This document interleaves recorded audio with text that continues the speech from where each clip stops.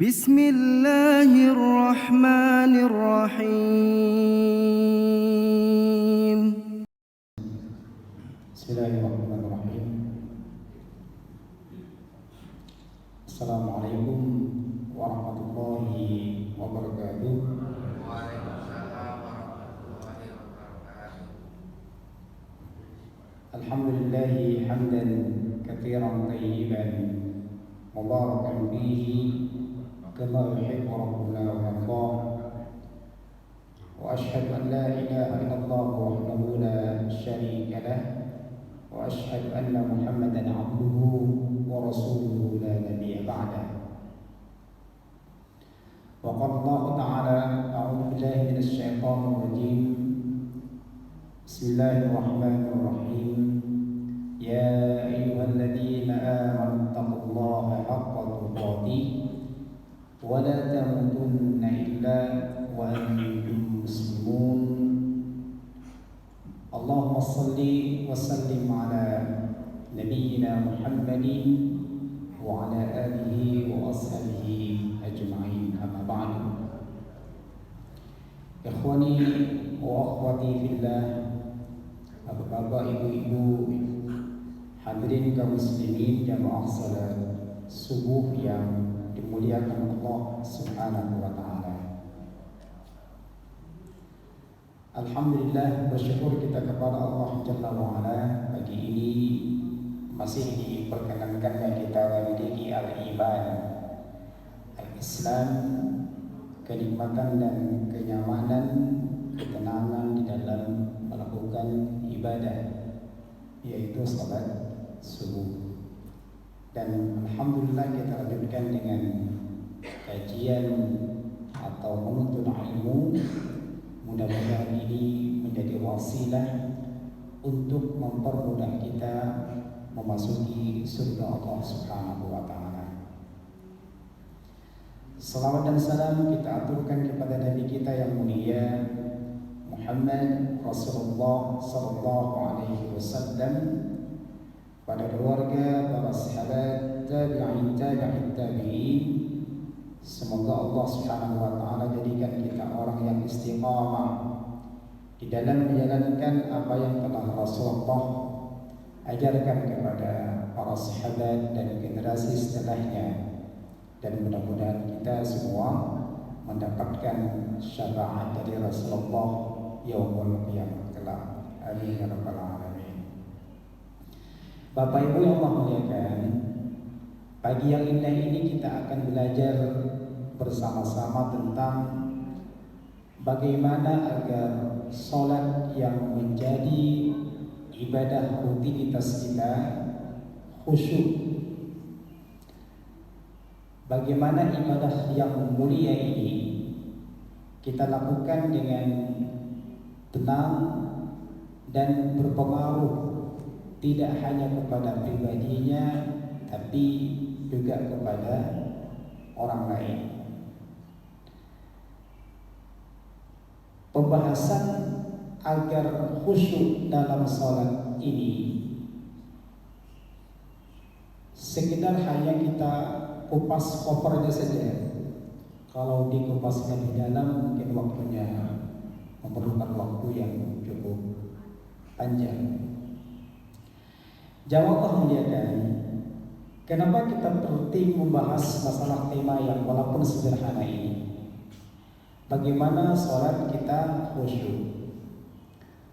Karena Nabi yang mulia sallallahu alaihi wasallam dalam hadis Imam At-Tabrani mengatakan, awwalu syai'in yurfa'u min hadhihi ummati al-khusyuk.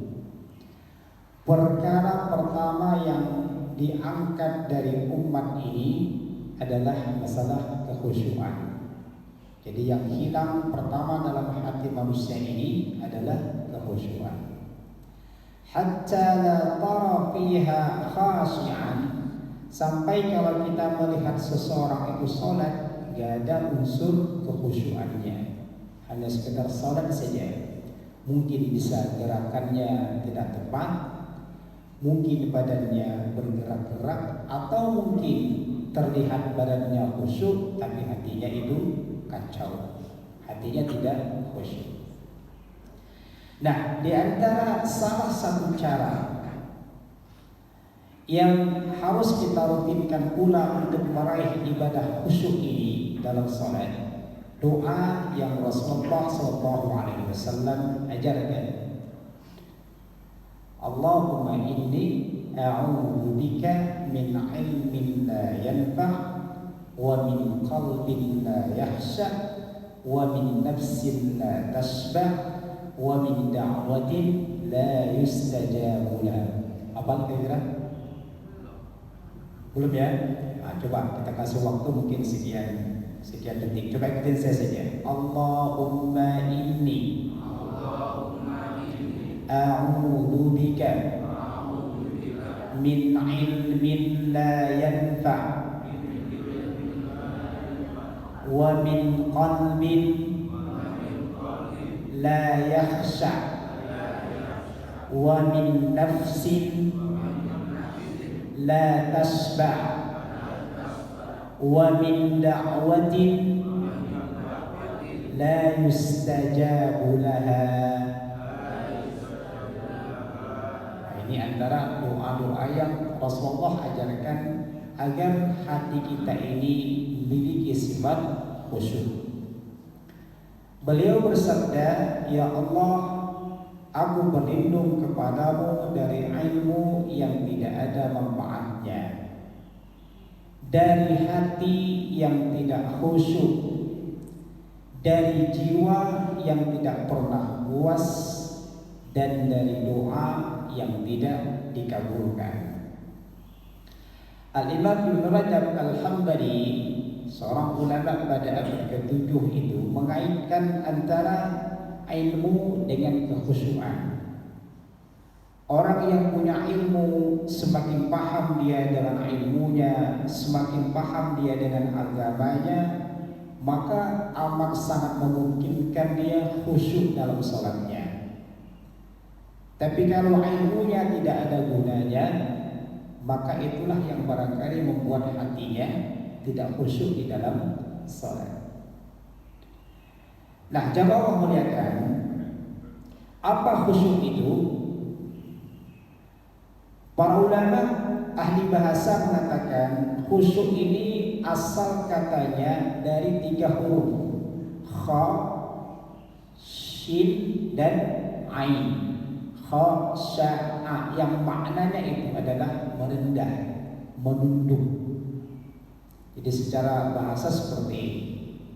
Kalau kita ambil secara istilahnya, ada kitab namanya Tafsir Al-Baghawi atau Ma'alimut Tanzil yang ditulis oleh Imam Al-Baghawi. Beliau mengutip beberapa pendapat dari kalangan para sahabat. Yang kedua tabi'in, yang ketiga tabi'ut tabi'in. Apa makna khusyuk ini? Nah, dari sisi ini mungkin kita sudah bisa ke arah sana nanti, ke arah khusyuk. Yang pertama, seorang sahabat Nabi Ibnu Abbas radhiyallahu anhu mengatakan, khusyuk itu adalah mukhbituna adillah. Kalau kalian sholat ini tenang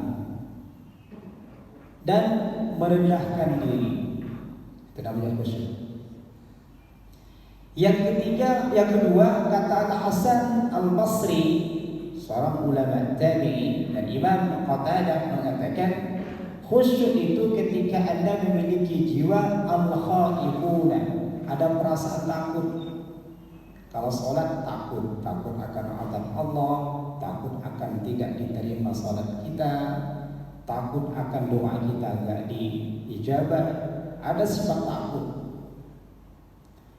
Yang ketiga, kata Imam Muqatil, mutawadhi'una, khusyuk itu Anda memiliki hati yang rendah, tawadhu. Yang namanya tawadhu itu enggak mungkin dia membusukkan dada ketika sholat, pasti menundukkan. Secara matanya menundukkan, secara tubuhnya itu juga merendahkan, menundukkan. Itu khusyuk. Yang keempat, khusyuk itu adalah aqdul basar Ketika Anda menundukkan pandangan, fokuskan arah mata kita ini ke di mana jidat kita ini jatuh, sebelah mata kita. Itu namanya khusyuk. Atau ketika kita salat merendahkan suara, merendahkan bacaan. Ya kecuali kalau imam harus kencang memang. Tapi kita yang makmum kalau baca bacaan salat itu dengan suara pelan, merendahkan suara. Ini pengertian khusyuk. Yang kelima, ada salah seorang sahabat Nabi Ali bin Abi Thalib radhiyallahu anhu mengatakan, khusyuk itu adalah la yaltafitu yaminan wala shimalan. Kalau Anda sholat ini enggak noleh ke kanan, enggak menoleh ke kiri. Jadi matanya fokus. Pendapat lagi yang lain, la ya'rifu man ala yaminihi wala man ala yasarihi. Dia tuh seakan-akan enggak tahu siapa samping kanannya, siapa samping kirinya. Hati kita nggak terpengaruh oleh siapapun yang ada di sekitar kita. Kan kadang-kadang kalau samping kita bisa orang besar, dia punya kekuasaan, mungkin kita seakan-akan khusyuk. Tapi kalau mungkin berdampingan dengan anak kecil, biasa. Jadi orang khusyuk ini dia tidak mengetahui siapa kanannya dan siapa kirinya. Dia fokus kepada sholat. Khusyuk itu adalah as-sukunu wa husnul hayati. Tenang. Tenang apanya? Tenang dalam melafalkan doa-doa sholat, bacaan-bacaan sholat. Dan juga tenang gerakannya. Nanti kita akan lihat bentuk amaliyahnya. Di antaranya nanti ada namanya at-tuma'ninah. Bagaimana praktek tuma'ninah yang diajarkan oleh Rasulullah SAW. Jadi tenang. Dan gerakan sholatnya itu sempurna. Mulai dari takbir, ngangkat tangan sampai salam itu benar-benar sempurna. Pendapat yang lain, Ibnu Sirin mengatakan bahwa khusyuk itu adalah la tarfa'u basaraka min mawdi'i sujudika. Arah mata kalian fokus kepada tempat sujud, tidak ke depan, tidak ke bawah. Jadi ibaratnya kaki teman yang depan nggak kelihatan. Itu khusyuk. Tapi kalau kita melirik sarung teman kita warnanya apa, gitu kan, jubahnya mereknya apa, berarti itu tidak khusyuk. Fokus matanya kepada tempat sujud. Kemudian pendapat apa? Khusyuk itu adalah la tab'adu la ta'badu bi syai'in min jasadika fis salati. Dia enggak menggerak-gerakkan tubuhnya, enggak memain-mainkan anggota tubuhnya. Misalnya apa? Katakanlah dia sudah memperbaiki kopiahnya, sarungnya, gamisnya, atau mungkin bergaruk gitu ya, atau bersihin kuku, atau mungkin upil dan seterusnya. Jadi khusyuk itu dia nggak memainkan anggota tubuhnya, atau misalnya dia mengalihkan HP-nya dari saku depan ke saku bawah, atau taruhnya ke lantai. Enggak, khusyuk itu dia tidak memainkan anggota tubuhnya. Nah, yang terakhir dalam kitab ini dijelaskan bahwa khusyuk itu dia konsentrasi pikirannya hanya kepada salat dan dia tidak memikirkan urusan di luar salat. Ini pengertian khusyuk secara istilah. Nah, kesimpulan yang diungkap dalam kitab Ma'alimut Tanzil itu disimpulkan kembali oleh Al-Imam As-Sa'di rahimahullahu ta'ala dalam tafsirnya Taysirul Karimir Rahman fi Tafsir Kalamul Mannan. Beliau mengatakan begini, khusyuk itu ketika orang sholat hadir hatinya seakan-akan di hadapan Allah Subhanahu wa ta'ala. Satu, dia menghayati apapun yang dia baca dan yang dia gerakkan, dia lakukan. Dengan itu dia memiliki jiwa yang kayak tenang, plong, nyaman rasanya. Masalah hilang. Kemudian dia tidak mengingat atau tidak banyak mengingat urusan-urusan yang di luar salat. Kalau ibu-ibu barangkali jemurannya ketika hujan lupa dia. Kalau bapak barangkali kuncinya dia lupa kuncinya. Itu namanya khusyuk dalam salat. Dia meninggalkan hal-hal yang ada di luar salat. Dan dia beradab kepada Allah Subhanahu wa taala. Beradab maksudnya apa? Ya bagaimana kalau kita menghadap Allah Jalla wa ala? Pasti kita lisan kita tenang dalam mengucapkan bacaan salat, gerakan kita pun juga tepat dalam melakukannya. Bahkan dari sisi pakaian saja kita sopan. Itu namanya beradab. Dan dia menghayati apa yang dia ucapkan. Kan kadang-kadang kalau kita baca bacaan sholat nggak nyambung antara apa yang kita ucapkan dengan apa yang kita lakukan, lewat. Jadi orang khusyuk ini dia paling tidak menghayati apa yang dia hafalkan, apa yang dia gerakkan. Dan itu dimulai sejak awal salat hingga akhir salat. Itulah khusyuk, kesimpulan Al-Imam As-Sa'di rahimahullah ta'ala. Bapak Ibu Allah muliakan, sering kita khusyuk ini dalam urusan jasad saja, urusan fisik saja. Boleh jadi mungkin dia menangis, boleh jadi, atau terkesan dia kayak dia seribu bahasa, boleh jadi. Tapi hatinya itu menerawang kemana-mana. Itulah kekhusyuan orang-orang munafik yang Rasulullah SAW sebutkan. Kata Nabi yang mulia SAW, kata para ulama dalam hadis, Al-Imam Ibnu Qayyim Al-Jauziyah mengatakan, tara al-jasada khashi'an, gaya salatnya orang-orang munafik ini, dia secara fisik menampakkan ketenangan, kekhusyuan, wal qalbu laisa bikhashi'in, namun hatinya ini tidak khusyuk. Hatinya ini berpikir kemana-mana, menerawang kemana-mana. Nah, ada 3 langkah yang kita lakukan agar kita mencapai kekhusyuan di dalam salat.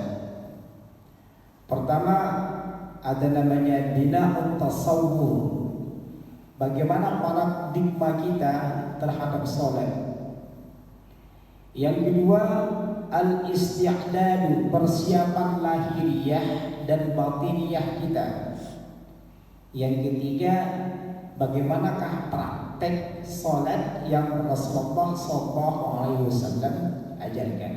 3 hal inilah sebenarnya yang harus kita pelajari supaya kita bisa meraih kekhusyuan di dalam salat. Kita akan berupaya agar materi yang sederhana ini kita sampaikan. Pertama, bina'ut tasawwur. Untuk mencapai salat khusyuk ini, maka konsep berpikir kita terhadap salat ini harus tepat. Di antaranya, kita berpikir bahwa sholat ini adalah ibadah yang sakral. Jadi tidak hanya akad nikah saja yang sakral. Sholat ini ibadah yang sakral. Kalau sakral artinya apa? Sesuatu yang mungkin kita nggak mau diganggu, sesuatu ibadah yang barangkali persiapannya perlu matang. Tidak hanya sekedar fisik, tapi batin kita pun juga harus siap. Coba kalau kita lihat orang akad nikah itu di mana tuh pakaiannya? Pakaiannya saja luar biasa itu, pakai wewangian, rapi, sopan, gitu kan? Jauh sebelumnya udah ada persiapan itu dalam urusan akad nikah. Bahkan ketika akad nikah mau berlangsung, apa kata dia, kata MC, pada bapak ibu yang punya HP mohon dimatikan. Kan begitu. Karena mereka mengira akad nikah itu adalah sakral. Sholat ini adalah ibadah yang lebih sakral lagi. Dalam urusan akad nikah saja, kalau ada anak kecil berisik terganggu. Maka ketika kita sholat seperti ini, safnya anak-anak pun kita harus atur supaya mereka juga bisa sholat dan kita pun yang sholat tidak terganggu.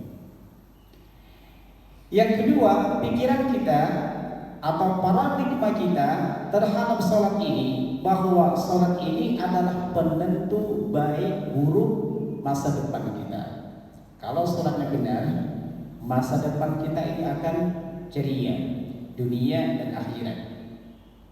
Tapi kalau sholat kita asal-asalan, maka na'udzubillah, maka masa depan kita itu juga buruk di dunia dan di akhirat. Kata Nabi yang mulia sallallahu alaihi wasallam, inna awwala ma yuhasabu bihi al-'abdu yawmal qiyamati min 'amalihi salat.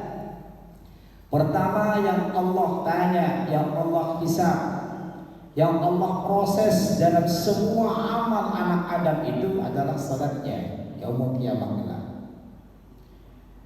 Fa in salahat, kalau salatnya benar, pertama benar waktunya, jadi dia tidak telat atau mungkin tidak meninggalkan salat. Yang kedua adalah benar gerakan dan bacaannya.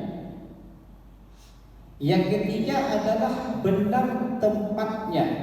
Laki-laki di masjid, perempuan boleh di masjid, boleh di rumah. Yang keempat adalah khusyuknya.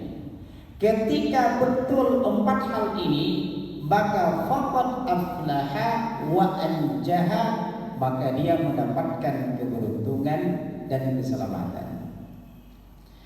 Namun fa'in fasadat, kalau sholatnya ini rusak, waktunya tidak tepat, bacaan dan gerakannya pun masih bermasalah, tempatnya mungkin tidak konsisten, atau kekhusyuannya tidak diraihnya, maka khaba wa khasar, dia yaumul qiyamah menyesal dan merugi.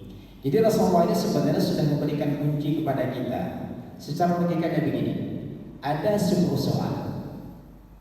Instruksinya, kalau kalian betul menjawab satu soal saja, maka soal 1 sampai 9 dianggap benar. Itulah salat.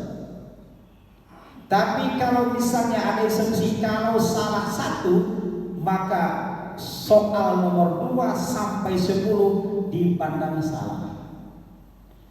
Kalau sholat kita benar, insya Allah segalanya akan dipandang benar dan mudah urusan kita dunia dan akhirat. Tapi kalau urusan sholat kita ini bermasalah, tidak tepat, maka segala perbuatan kita itu akan bermasalah. Makanya sholat ini penentu baik buruknya masa depannya di dunia dan di akhirat. Saya sering kalau motivasi orang itu, kalau misalnya calon menantu gitu, lihatlah calon menantu sholatnya. Atau misalnya kalau mau mencari istri, lihatlah bapaknya. Kalau bapaknya rajin sholat, kalau rajin sholat, insya Allah biasa anak putrinya sholat. Tapi kalau dalam keluarganya tidak terjaga urusan sholat, bermasalah. Sholat ini penentu. Kemudian pikiran kita, kesimpulan kita bahwa sholat ini adalah kunci surga. Gak bisa masuk surga kalau urusan sholat gak tepat. Sholat ini adalah kunci surga. Jamaah Allah muliakan, ini paradigma yang pertama yang harus kita bangun. Paradigma yang kedua yang harus kita bangun agar sholat kita ini khusyuk, bahwasanya orang mukmin, orang yang beriman, orang Islam yang paling sukses itu adalah mereka yang khusyuk. Allah menyatakan, a'udzubillahi minasyaitonir rajim, qad aflahal mu'minun. Sungguh amat sangat beruntung orang-orang mukmin itu. Siapa dia? Alladzina hum fi shalatihim khashi'un, yaitu mereka yang khusyuk di dalam salatnya. Bayangkan Allah mengistilahkan dengan bahasa qad aflaha. Artinya nggak ada lagi yang lain. Kalau kita terjemahkan, sungguh amat sangat beruntung. Ada bahasa sungguh amat sangat lagi. Siapa dia? Yang khusyuk dalam salatnya. Itu paradigma yang kedua.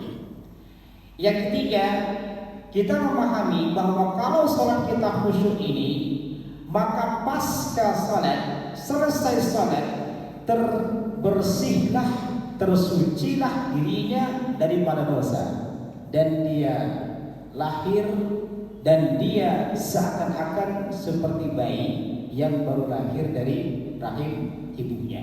Ini kalau khusyuk. Kalau khusyuk kita capai, nanti kita mendapatkan predikat seperti ini. Kata Nabi yang mulia dalam hadis sahih riwayat Imam Muslim, ada seseorang yang mengerjakan salat, dia berdiri, kemudian dia membaca bacaan salat dengan tepat dan benar. Kemudian dia mengkhusyukkan hatinya, konsentrasi hatinya, sebagaimana yang kita jelaskan tadi definisi khusyuk itu dilakukannya. Apa kata Nabi yang mulia sallallahu alaihi wasallam? Wa farraha qalbahu lillahi illa sarafa min khati'atihi kahayatihi yauma waladathu. Maka dia berpisah dengan kesalahannya sebagaimana keadaannya pada hari dilahirkan oleh ibunya. Bayangkan, ini hadisnya sahih. Maka khusyuk ini penting. Salat harus kita lakukan secara khusyuk supaya kita bisa meraih ini. Nah, paradigma yang keempat, besar dan kecilnya pahala tergantung kekhusyukan. Kan hadis bukan banyak, diantaranya kalau kita salat sendirian dapat 1, salat berjamaah dapat, ada yang mengatakan 25, ada yang mengatakan 27. Dalam hadis ini kekhusyuan itu menentukan banyak dan tidaknya pahala seseorang. Ada mereka yang salatnya full diterima, mendapatkan pahala 1/10, ada yang 1/9, 8, 7 sampai setengah, atau mungkin 10-nya diterima karena salatnya khusyuk dari awal, dari mulai takbir sampai salam. Nah, bahkan kalau ada orang satu saf salat, itu saja diungkap oleh para ulama, boleh jadi dia mendapatkan pahala berbeda, seperti perbedaan antara timur dan barat. Gara-gara apa? Gara-gara khusyuk. Yang satu khusyuk, yang satu enggak khusyuk, maka pahalanya beda. Ini yang kita raih. Ibaratnya kalau kita kerja gitu, kita kerja kan biasa ada orang mendapatkan upah tergantung kualitas kerjaannya. Kalau kerjaannya bagus, upahnya tinggi. Kalau kerjaannya asal-asalan, ya upahnya ala kadarnya saja. Sama juga dengan salat. Khusyuk dia makin tinggi, kekhusyuannya makin besar pahalanya. Hilang kekhusyuannya, maka semakin sedikit pahalanya. Nah, inilah saya kira 4 paradigma yang harus kita bangun terhadap salat. Langkah yang kedua, jamaah Allah muliakan, adalah al-isti'dadu, persiapan batin kita, persiapan lahiriah kita. Ada beberapa hal yang harus kita perhatikan. Kalau urusan batin, pertama tauhid kita, akidah kita ini harus benar, supaya nggak mengganggu pikiran kita. Kita harus mengenal Allah Subhanahu wa Ta'ala, mengenal tauhid rububiyahnya. Kita yakin Kita yakin, saya yakin-yakinnya bahwa yang menciptakan, mematikan, menghidupkan, memberi rezeki, mengatur alam ini tidak lain dan tidak bukan hanya Allah Subhanahu wa taala. Kemudian uluhiyah, kita hanya beribadah kepadanya, karenanya, dan tujuan semata-mata karena Allah Jalla wa ala. Enggak boleh kepada yang lain. Kepada orang samping kita enggak boleh. Orang depan kita enggak boleh. Beribadah semata-mata karena Allah Subhanahu wa taala. Ini uluhiyah. Kemudian harus mengenal asma wa sifat Allah Subhanahu wa taala. Dan pembahasan ini saya kira panjang sekali. Ada sebuah buku, di antaranya ya buku tauhid yang dikarang oleh Syekh Fauzan Al-Fauzan. Situ membahas masalah ada tauhid, di antaranya rububiyah, uluhiyah, asma wa sifat. Saya kira ilmu tauhid ini terus kita ulang-ulang dalam rangka apa? Di antaranya untuk meraih kekhusyuan di dalam salat. Nah, persiapan yang lain, persiapan batin yang lain, obat hati harus kita makan terus. Dan penyakit-penyakit hati jangan dikonsumsi lagi. Apa di antara penyakit-penyakit hati? Banyak sekali. Tapi yang jelas hati kita yang di dalamnya bertumbuh ada kebaikan, ada keburukan, ya ada di sana barangkali riya, ada juga ikhlas, ada kejujuran, ada kedustaan barangkali. Itu semua harus netral. Gak ada lagi kecuali yang ada adalah hati yang baik. Dan ini penting untuk sholat, untuk kekhusyuan. Kalau kita memiliki 6 kriteria ini, insya Allah kita bisa khusyuk. Di antaranya ini berdasarkan tafsir Al-Qur'anul Azim karya Imam Ibnu Katsir rahimahullah ta'ala. Pertama, dia dalam hatinya nggak ada kesyirikan, termasuk juga riya. Kalau dia sudah bisa memiliki jiwa kayak gini, insya Allah dia khusyuk. Jadi penyakit hati itu kayak gini, diantaranya ujub, sombong, bakhil, riya, iri dengki. Ini sebenarnya penyakit-penyakit yang membuat hati kita kadang-kadang tidak tenang di dalam salat. Kalau masih suka ujub, bangga dengan perbuatan kita, kadang-kadang juga dalam salat merasa kagum juga kita kan. Atau mungkin merasa kita ini ilmunya tinggi, pangkat dan jabatan kita tinggi, kita terhormat, dan barangkali kadang-kadang juga penyakit suka merendahkan orang lain. Ini yang membuat hati kita tidak khusyuk di dalam salat. Yang kedua, kalau kita kenal Allah Subhanahu wa taala, memahaminya tadi asma atau tauhid, rububiyah, uluhiyah, asma wa sifat. Yang ketiga, agar kita khusyuk ini, maka kita harus punya jiwa yang yakin nanti pasti datang hari kiamat. Yang keempat, dia yakin bahwa setelah alam kehidupan ini dan dia dikuburkan, nanti akan bangkit dari alam kubur. Yang kelima, bahwa dia hanya beramal dengan amalan yang Rasulullah SAW contohkan. Insya Allah hatinya itu khusyuk nanti, karena dia memiliki jiwa yang bersih. Dia berpaling dari amaliyah yang tidak ada nasnya, tidak ada dalilnya, tapi dia konsen dengan amalan yang Rasulullah contohkan saja. Yang terakhir, dia mencukupkan ibadahnya dengan copy paste dari Rasulullah SAW. Gak perlu diedit lagi, gak perlu ditambah lagi, gak perlu dikurangi lagi. Inilah sifat qalbun salim yang membuat hati seseorang khusyuk di dalam salatnya. Nah, jamaah yang Allah muliakan, khusyuk bisa berpengaruh, mungkin berkurang bahkan hilang kalau kita banyak makan racun, banyak ngomong, itu membuat kekhusyuan berkurang. Banyak melihat pun juga kekhusyuan bahkan hilang. Kemudian banyak makan. Kalau kenyang biasa apa yang muncul? Antuk, malas beribadah. Kemudian banyak bergaul juga kadang-kadang membuat hati kita tidak khusyuk. Maka 4 racun ini harus kita kurangi. Bila perlu, gak usah kita makan, gak usah kita konsumsi. Ikhwani fillah Allah muliakan. Kemudian persiapan batin lagi, hendaklah kita menghindarkan diri dari hal-hal yang menyebabkan muncul was-was, keraguan-keraguan, termasuk juga ketidakhusyukan.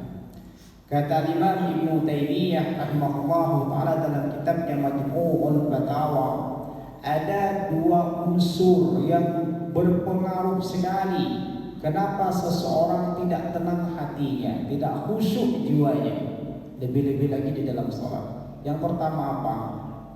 Syubhat, perkara yang tidak jelas, kekafiran, keraguan, perkara-perkara yang tidak ada nasnya dari Nabi yang mulia sallallahu alaihi wasallam, atau kemunafikan dan seterusnya.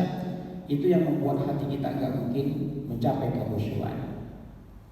Ada lagi syahwat, lebih atau amat sangat mencintai sesuatu yang berurusan dengan dunia sehingga akhiratnya tertinggal. Dia amat sangat mencintai wanita, anak-anaknya, persaingan dalam urusan harta, jabatan dan kedudukan. Ini yang menyebabkan dia tidak khusyuk di dalam salatnya. Salat mikir kerjaannya, salat mikir istrinya, salat mikir anaknya dan macam-macam, salat mikir pangkat dan jabatannya. Ini yang membuat hati kita tidak khusyuk. Maka paling tidak kita minimalisir sesuatu yang membuat kita ini was-was atau hati berpikir ke yang lain, yaitu syubhat. Jangan sekali kita lakukan. Yang kedua, kecintaan kita kepada dunia itu harus kita manage, harus kita atur supaya bisa terkalahkan dengan kecintaan kita kepada akhirat. Nah, jauhilah maksiat. Maksiat ini yang membuat kita nggak tenang, nggak pernah khusyuk dalam salat. Apalagi mata. Kata Imam Ibnu Qayyim al-Jauziyah, pandangan inilah yang sebenarnya hasil pandangan nempel ke kepala. Ketika kita dalam kondisi tenang, nanti akan teringat perbuatan-perbuatan yang kita lakukan. Maka jangan sekali-kali kita melakukan dosa. Kata Nabi yang mulia sallallahu alaihi wasallam bahwa semua kebaikan albirru ma sakanat ilaihi nafsu wa tma'inna ilaihi qalbu. Yang namanya kebaikan itu pasti nanti melahirkan jiwa yang tenang dan tumakninah dalam hati. Namun sebaliknya, kalau dosa itu membuat hati tidak tenang, tidak konsentrasi. Nah, maka jauhilah dosa dan maksiat. Kalau kita lihat ini, ada beberapa tanda orang yang gejala was-wasah ya. Maksudnya dia amat sangat mudah digoda oleh syaitan, atau mungkin dia memang dalam kondisi digoda oleh syaitan. Pertama, coba lihat sikap kita. Kalau kita merasa nyaman di kamar mandi, berarti kita memungkinkan akan susah untuk khusyuk di dalam salat. Atau kita ketika berwudu itu kayak lama gitu kan, seakan-akan mana dia belum basah, mana lagi, itu namanya sudah digoda oleh syaitan itu. Atau dia mandi lama banget sambil baca koran, sambil buka HP misalnya, berarti dia akan susah nanti untuk khusyuk di dalam salatnya. Maka caranya apa? Di antaranya adalah dia belajar. Di antaranya bagaimana urusan-urusan kayak seperti itu kita minimalisir saja. Kalau kamar mandi cepat gitu ya, kalau wudu ya biasa saja, kalau mandi normal saja, nggak usah lama-lama. Karena Rasulullah menganjurkan kita untuk cepat keluar dari kamar mandi kalau sudah selesai hajat. Tanda-tandanya lagi adalah kalau dia suruh wudu diulang-ulanginya karena ragu. Nah, ketika dia ragu itu was-was namanya. dimulai digoda oleh syaitan. Atau dia salat merasa tidak sah, saya katakan dia mana? Diulang-ulanginya lagi. Itu namanya waswasah. Itulah godaan syaitan. Atau mungkin ketika dia berwudu merasa nggak puas, maka keramnya digedein. Itu namanya juga waswasah ini. Maka caranya apa? Ya belajar bagaimana Rasulullah SAW melakukan hal yang demikian. Atau ketika kita salat baca ayat misalnya, dia membaca ayat difokuskannya kepada pelafalan huruf per huruf. Sambil baca begitu, sambil dikonsentrasikan melafalkan huruf per huruf, sehingga dia nggak khusyuk lagi, hanya fokus kepada huruf-huruf Al-Quran yang dibacanya. Itu adalah waswasah, itu godaan syaitan itu. Caranya bagaimana? Ya ingat Allah Subhanahu wa Ta'ala. Yang berikutnya, kalau dia berpakaian, pakai baju, pakai sarung dan seterusnya, ada merasa ini kayaknya kena najis ya tadi, kena najis. Itu namanya waswas. Itu sudah digoda oleh syaitan. Jadi sebaiknya ketika kita sholat itu udah siap, yakin, udah oke, gitu kan, nggak ada lagi godaan-godaan yang lain.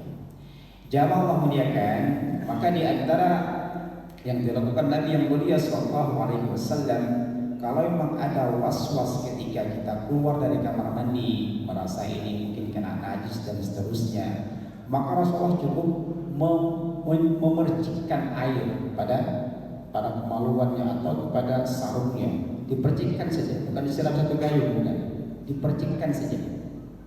Itu untuk menghilangkan kekhawatiran, untuk menghilangkan ketidaktenangan dan meyakinkan kita sudah enggak lagi kena najis dan seterusnya. Nah, itulah persiapan yang masalah urusan batin. Sekarang urusan lahiriah. Sedikit lagi Pak ya. Berwudulah dari rumah. Berwudu dari rumah ini berpengaruh kepada kekhusyuan dalam sholat. Bayangkan Nabi yang mulia Sallallahu Alaihi Wasallam mengatakan, siapa yang berwudu secara baik ketika mendatangi masjid dan dia ingin sholat, setelah itu mengayunkan langkah kakinya untuk menuju masjid, menuju tempat sholat, Allah Subhanahu wa Ta'ala lantaran dia melakukan hal demikian, wudu dari rumah, kemudian dia ke masjid, Allah akan angkat derajatnya dan Allah akan hapus dosanya sejumlah langkah-langkah dari rumah menuju masjid. Nah, ini lantaran kalau kita wudu dari rumah. Yang kedua, persiapan lahiriah itu adalah hendaknya kita berpakaian putih bersih. Jadi pakaian putih ini berpengaruh untuk kekhusyuan. Dan jangan sekali-kali pakai bergambar, apalagi masih ada tulisannya di belakang itu yang lucu-lucu gitu kan, itu berpengaruh itu. Nanti ketika kita mau takbir ada baca lucu-lucu, ketawa sampai sholat itu enak juga. Maka hindarkan pakaian-pakaian yang bergambar. Kalau bercorak silakan saja, tapi kalau bergambar bertulisan itu mengkhawatirkan untuk mengganggu orang yang berada di belakang kita.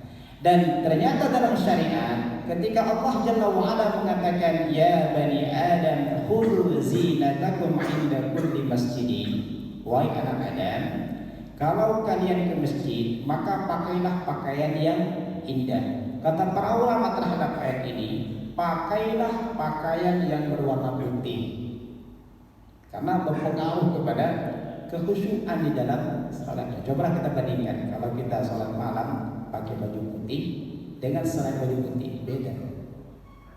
Ini menunjukkan pakaian itu menentukan. Jangan lupa sebelum sholat itu bersiwak, sikat gigi. Apalagi habis makan bakso, nanti sikat gigi dulu. Makan permen misalnya. Dan sikat gigi ini maknanya 3. Bisa siwak dalam pengertian kayu siwak, bisa maknanya tusuk. Biasa kalau kita makan di warung tuh tusuk dari bambu itu juga namanya siwak. atau sikat gigi. Nah, kita lakukan supaya apa? Supaya tidak ada lagi rasa-rasa yang aneh ketika kita dalam sholat. Apalagi kalau tidak ada sisa makanan ketika takbir kan gak enak juga. Mau dibuang kemana kira-kira? Maka upayakan bersiwaklah ketika sebelum kita sholat. Jangan pakai pakaian bergambar. Rasulullah melarang itu. Nah, kemudian sebelum kita sholat upayakan kita dengarkan azan dan tirukan ucapan mereka. Ini berpengaruh sekali kepada kekhusyuan. Beda kalau kita dari rumah langsung di masjid tanpa dengan azan, beda. Dengan kita dengar azan, kita ikuti, kita jawab maksudnya, kemudian kita baca doa setelah azan, kemudian sholat, itu beda. Itu akan menambah kekhusyuan. Saya kira demikian Bapak Ibu muliakan, kita baru sampai kepada iman, sisanya barangkali sisa cari di buku barangkali ya, atau mungkin ada kesempatan yang lain bisa kita belajar insyaallah. Saya kira demikian. Wassalamualaikum warahmatullahi wabarakatuh. Yang benar dari Allah Jalla wa Ala, yang salah dari saya pribadi. Kita tutup dengan doa kafaratul majlis. Subhanallahumma wa bihamdika asyhadu an la ilaha illa anta astaghfiruka wa atubu ilaik. Assalamualaikum warahmatullahi wabarakatuh.